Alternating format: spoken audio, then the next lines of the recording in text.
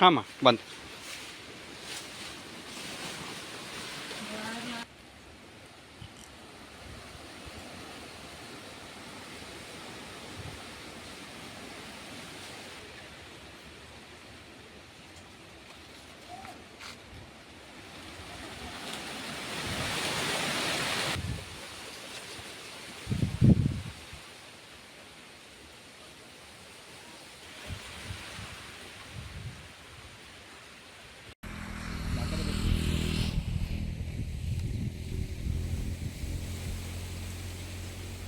ಇಲ್ಲ ಸರ್, ಈಗ ನಮಗೆ ನಾವು ಆಷಾಢ ಬಂದಿದ್ದಲ್ಲ ಸರ್, ಆಷಾಢ ಗಾಳಿಯಿಂದ ನಮಗೆ ತುಂಬಾ ತೊಂದರೆ ಆಗಿದೆ ಸರ್.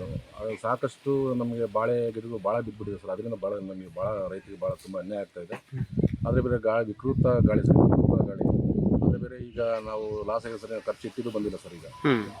ಯಾಕಂದರೆ ನಾವು ತುಂಬ ಇದ್ರಾಗ ಇದೆ ಸರ್. ಆದರೆ ಬೇರೆ ಈಗ ನಾವು ಬೆಳೆದಕ್ಕಂಥ ಬೆಳೆಗಳಿಗೆ ಇವತ್ತು ಒಳ್ಳೆ ಬೆಳೆ ಇಲ್ಲ, ಇವತ್ತು ರೇಟ್ ಇಲ್ಲ.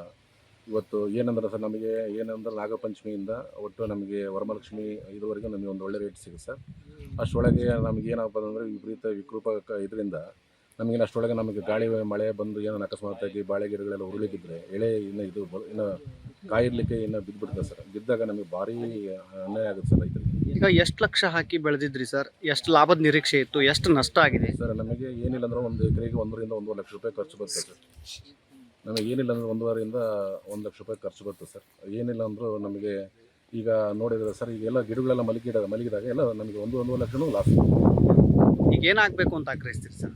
ಸರ್ ಏನಿಲ್ಲ ಸರ್, ನಮಗೆ ಏನಂದರೆ ನಮಗೆ ತೋಟಗಾರಿಕೆಯಲ್ಲಿ ಇಲಾಖೆಯಿಂದ ಯಾವುದೇ ನಾವು ಏನೇ ಒಂದು ಕೂಡ ತಗೊಂಡೋಗಿ ನಾವು VARI ಕಡೆಯಿಂದ ಇಲ್ಲ ಇದು ತಗೊಂಡೋಗಿ ರೆಕಾರ್ಡ್ ಮಾಡಿಸಿ ತಗೊಂಡೋಗಿ ತೋಟಗಾರಿಕೆಯಿಂದ ಯಾವುದೇ ಒಂದು ಪರಿಹಾರ ಕೊಡ್ತಾ ಇಲ್ಲ ಸರ್.